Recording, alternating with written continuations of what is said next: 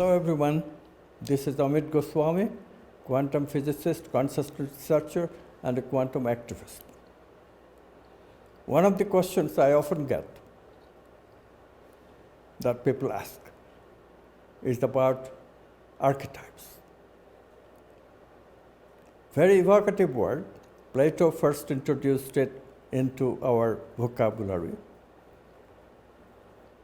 But it's indeed a little bit obscure. What do they mean? Why do we explore them?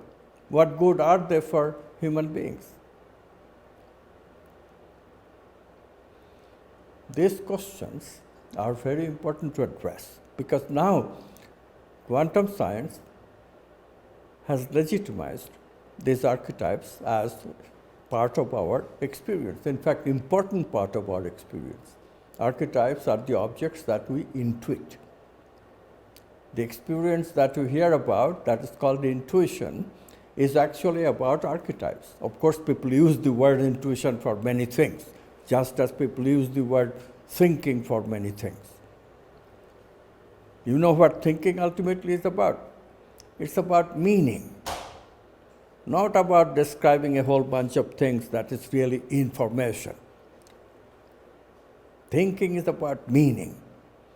When we realize that, then we also want to ask the question, how can we make this process of thinking even better? How can we find newer and newer meaning? And then we find, well, we are only giving meaning to our regular environment, physical objects, our feelings. And that's all. After a while, been there, done that, I have already thought of these meanings.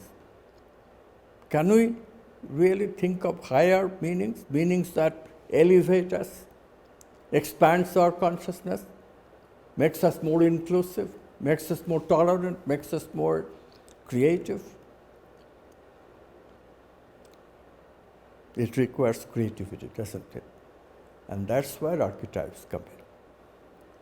Archetypes, and intuition is just a glimpse of it, archetypes are things, contexts, to find higher meaning in our life. Higher meaning. And it turns out that archetypes, when they are invoked, when they are discovered, even when they are intuited, sometimes they come with feelings. We can become aware of it. In fact, they can always come with feelings if we know how to access feelings much more freely than we usually do. We are a very suppressive culture. We suppress emotions, with that we suppress feelings in the body as well. We don't even acknowledge that feelings can be experienced in the body. Under scientific materialism, we don't even acknowledge that feelings exist, pure feelings. But with quantum science, we have a theory of feelings, we have a theory of mental objects, and we have a theory of creativity as well. And we embrace these archetypes. What are archetypes good for? They're good for accessing higher meaning and nobler feelings. We need an example. Abraham Maslow made it very clear. What we usually do with our life, the usual meanings and usual feelings, and mainly this world outside, material world that captures our attention, that's all mundane. That's all about survival. That's the world of the materialist, the limited world which satisfies our survival needs. Yes, we can live that way. It's adequate. But it's not noble. It does not have elevation. It does not expand your consciousness. In fact, often it contracts your consciousness. This is why people become so selfish. This is why people become so non-creative. People are dumbed down by information processing with the cell phone. You have heard of that. You have read it in the newspaper. But you don't realize what it is that dumbed people down. They're not using their mind for elevating themselves. They're not using their mind to look at the archetypes. I name one archetype, you'll realize how important it is to your life. That archetype is love. Can you imagine what life would be like if we didn't have love? Can you imagine what life is like for a serious scientific materialist who seriously identifies love with just sexuality? As soon as sex is finished, he turns over and goes to sleep. Love never enters his equation for relationship. Can you imagine what kind of a life that is? You who regularly expands your consciousness by exploring love. Another archetype that is of great importance that have lost value today is truth. In America, there is even a president who, every sentence he says, after that he says a sentence which is lie. He cannot help himself, because lies are so entertaining to speak. And people also pay attention to him because he speaks so much lies. He is an attention getter. He amuses himself by telling lies. People pay attention, and he finds that extremely gratifying. But people are caught into lying because of scientists themselves. Biggest lie that we have today is the lie that everything is matter. Everything is made of matter and material interactions. Archetypes are our ways to wise up to these lies.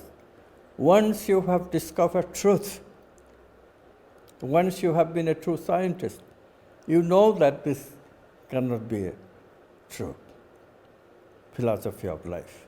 Everything is made of matter. All kinds of lies are told.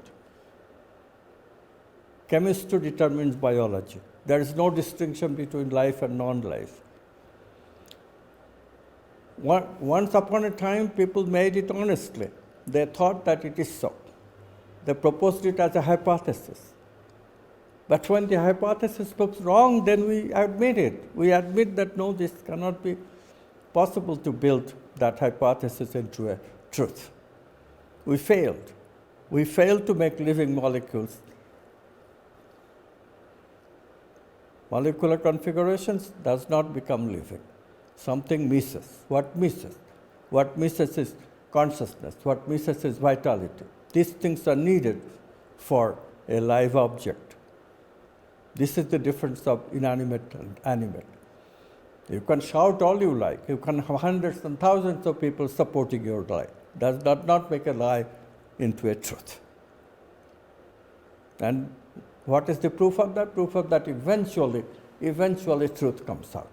Just like religions shut up a lot of truth and made oneness into a lie called an emperor, a white man, bearded man sitting on a throne in the sky. And this is what scientists proved wrong.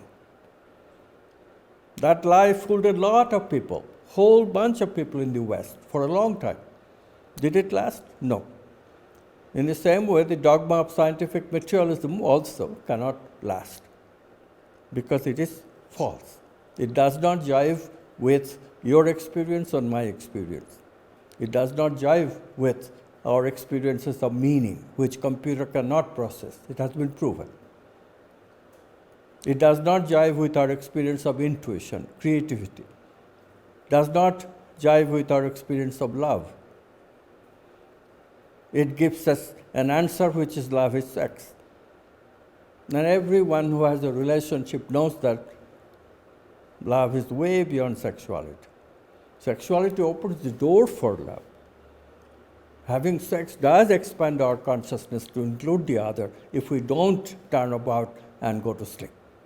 If we cuddle after sex, indeed, the heart expands and we can directly experience love in our heart. Not involving the brain, in our heart. Unmistakably something new, a pure feeling. We can experience that. And sex can open the door for it.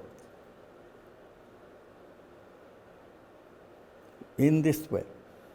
This is why we go into archetype. There are many other archetypes.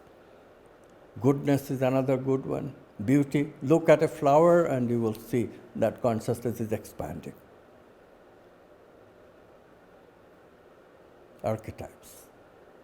Our doorway to expansion of consciousness and to the oneness that quantum physics has rediscovered as the ground of our being.